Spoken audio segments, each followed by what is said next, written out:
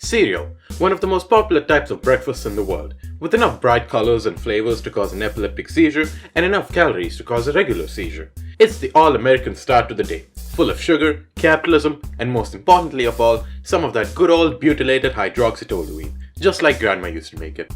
But what are the origins of cereal? What's actually in the bowl that you pour yourself every day? And the question on everyone's mind, why is a leprechaun trying to sell me marshmallows? Well, I guess we'll find out.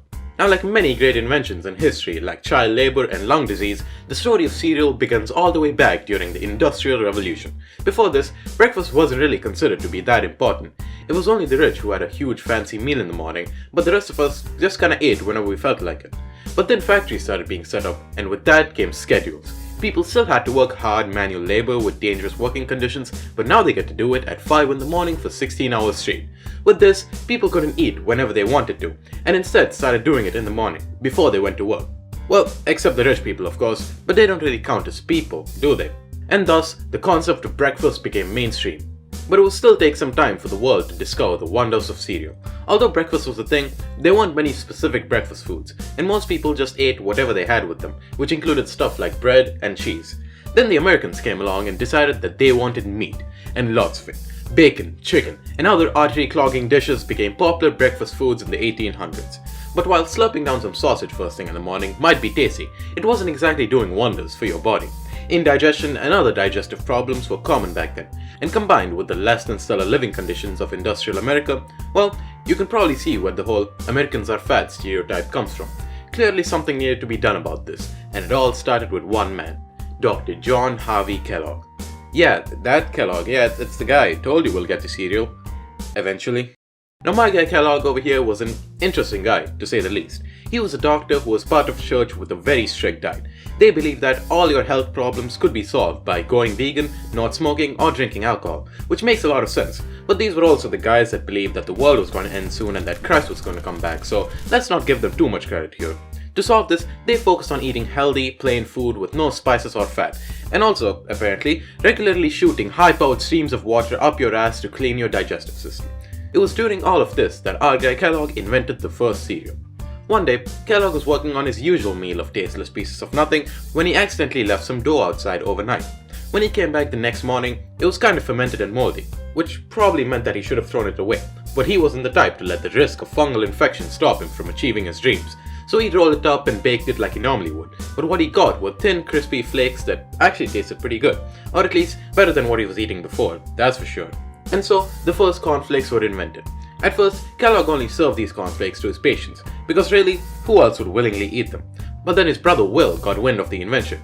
Then, with some smart marketing, a few recipe changes to make it not taste like crazy Christian hospital food, and a shit ton of money poured into advertising it as healthy, cornflakes managed to become a national success. And by national success, I mean this shit was everywhere. Boxes were flying off the shelves as cornflakes were named the cure for everything from obesity to malaria to masturbation and everything in between. And there was certainly no shortage of advertising money. And at first, cereal really was the healthy, plain food that its inventor Kellogg intended it to be, with no added sugar or anything unhealthy. But then his brother Will discovered a strong correlation between their products not tasting like horseshit and increased profits. And so, like any good businessman, Will immediately stole his brother's idea, took over his company, and most importantly, added a shit ton of sugar to cornflakes. Plus, when business is booming, there's always going to be competitors, like C.W. Post, who was initially a patient of Dr. Kellogg. He saw the cornflake making process firsthand, and when he realized that people actually unironically ate this shit, he took the business opportunity and made his own cereal company. He made a product called Grape Nuts, which had neither grape nor nuts. But false advertising stopped being a concern once we started saying that pieces of wheat made you less horny. Now Post had absolutely no qualms about making the cereal healthy, so he was first in line to make his cereal as sugar-filled as possible. So Kellogg's and Post of course had no choice but to give their underage customers stage 4 diabetes by constantly one-upping their cereal sugar content, all in the name of capitalism. As cereals became more and more popular, new types started popping up everywhere. Some were just as simple as replacing the corn and cornflakes with wheat, which I'm surprised took people until 1921 to come up with. Some others were a lot more complicated, involving shooting grains of starch through a high-pressure, high-heat gas pipe so they puff up, giving you Rice Krispies, Cheerios, and the many other ways for companies to sell us a box of air without us realizing. And then there was Chex. Now the Chex cereal itself might seem relatively unassuming, because it is, but its origins are a lot more interesting. Chex was invented by a guy who was the leader of an organization, kinda like Kellogg was. But instead of a few crazy Christians, this organization was a lot more like a cult, and also a lot more racist. This organization had around 800,000 followers, and it believed in a movement called Ralstonism. They were set out to make a new race of people, free from all impurities, and they wanted to castrate anyone who wasn't white as soon as they were born. They had very strict rules about how their members should live, controlling everything from their diet to their breathing to their exercise to their sexual magnetism. The Chex cereal was invented in this cult to fit into this strict diet, amongst all the other supposedly healthy cereal coming up back then. Apparently, if you followed all these rules, you would get some sick mind control powers, but that would also mean having to actually consume Chex regularly, so it's a pretty hard bargain. Eventually, the Chex making process split up from the cult and joined up with the rest of the cereal companies. Probably because being associated with a racist, castrating group that thought watermelons were poisonous to white people wasn't doing wonders for their brand image. But throughout all this, none of these companies ever stopped advertising their cereals as healthy. All the new money that was rolling in went right back into their marketing budget, because how else were you going to convince people that eating candy for breakfast was healthy? Cereal was claimed to have all sorts of vitamins and minerals, and once these companies realized that exploiting children was profitable, it was free money for all of them. The thing about children is that A, they are human noise machines, and B, they are very gullible. So all you had to do was make the box colorful and slap on a cartoon mascot, and soon you'll have hordes of annoying children doing the advertising for you. Most people also have very strong habits and associations when it comes to breakfast, so if you make the box recognizable and get someone hooked on your cereal when they were young, well, you've got yourself a lifetime customer. But these methods don't even come close to the cereal company's most famous and prevalent ad campaign. You ever wonder how breakfast became such a big deal? I mean, you can skip lunch and dinner all you want, but as soon as you skip breakfast, you instantly get bombarded with people telling you how you're missing out on the most important meal of the day. Well, the person you have to thank for that is none other than our boy Dr. John Harvey Kellogg. When he invented cornflakes, he didn't just want people to buy his product, he wanted to change the way that society ate food as a whole.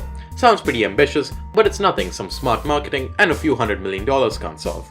All of his early ad campaigns focused on making people believe that breakfast was the most important thing in your life. They talked about how eating breakfast made you healthier, gave you more energy, and made you more efficient.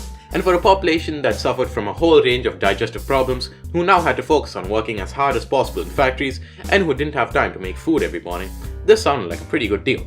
And as cereal companies got bigger and bigger and more variety started appearing, this idea spread further and further, leading to more profits, which meant more advertising, which meant more profits, and oh god oh fuck, we've got an oligopoly. This code continued well into the 20th century, especially after World War II. This is when the baby boom happened, and the world's population increased drastically, which meant that the cereal companies had a whole new horde of children to sell their products to. And with the rise of inventions like the radio and televisions, you can bet your ass that the cereal companies plastered their ads all over them. Plus, sugar got a lot cheaper after the war, so you know the companies poured as much as they could afford into their products. They also started adding little toys and prizes into the cereal boxes, because you give a kid something to play with and he instantly forgets about its crippling diabetes. This helped cereal become even more popular than it already was, reaching the mouths and clogging the arteries of 280 million people in 2020. But as the years passed and people learned more about the things they ate, cereals started to lose their healthy shine. People started to realize that eating a bowl full of sugar-encrusted marshmallow-filled carbohydrates every day may not be as all-natural and healthy as they thought it was. That didn't stop them from eating it, of course, and by them, I mean me.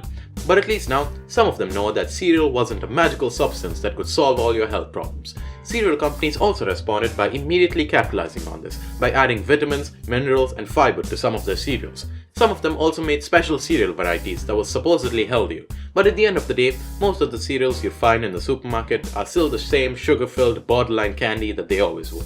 So moral of the story is, when anthropomorphic tigers and these three little shits try to sell you breakfast food, it's probably not going to be the best for you. So don't buy. Or do, really. I'm not your dad. I mean, I got a half-empty box of knockoff Fruit Loops with me right now, so I'm not really in a position to judge here. Anyway, that was the weird and wild history of cereal. Like the video if you liked it, subscribe, hit the bell, leave a comment, and check out another video by clicking right here. I'll see you guys later.